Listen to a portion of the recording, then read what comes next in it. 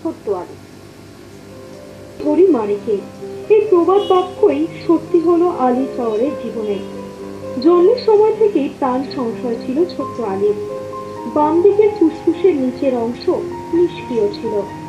এক্ষেত্রে শরীরের বৃদ্ধি হলেও ফুসফুসের বৃদ্ধি হয় না।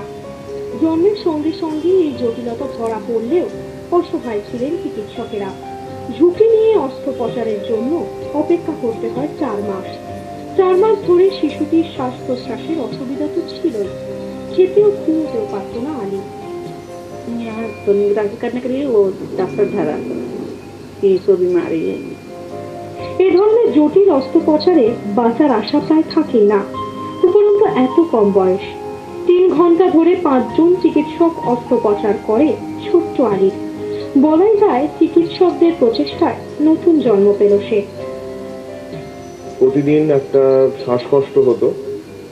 বাচ্চা যেরকম মায়ের দুধ খায়, খেতে পারতো না, তার একটা শ্বাসকষ্ট দিনের পর দিন বাড়ছিল।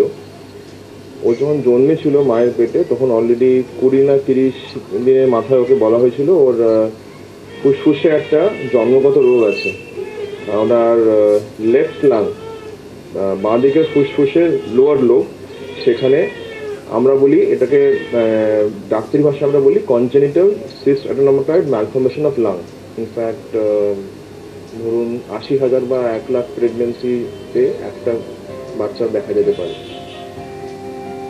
বাবা শেখ মকবুল আইসক্রিম বিক্রেতা। মেটিয়াবলুজের বাসিন্দা শেখ মকবুলের আর্থিক অনটনের কথা ভেবেই শিশুটির বিনামূল্যে অস্ত্রোপচার করেছেন এসএসকেএমের চিকিৎসকেরা। তবে শিশুটি যে নতুন জীবন পেয়েছে তাতে খুশি চিকিৎসকেরা। ক্যামেরায় সুব্রত জানার সঙ্গে শ্বেতা রায়ের রিপোর্ট।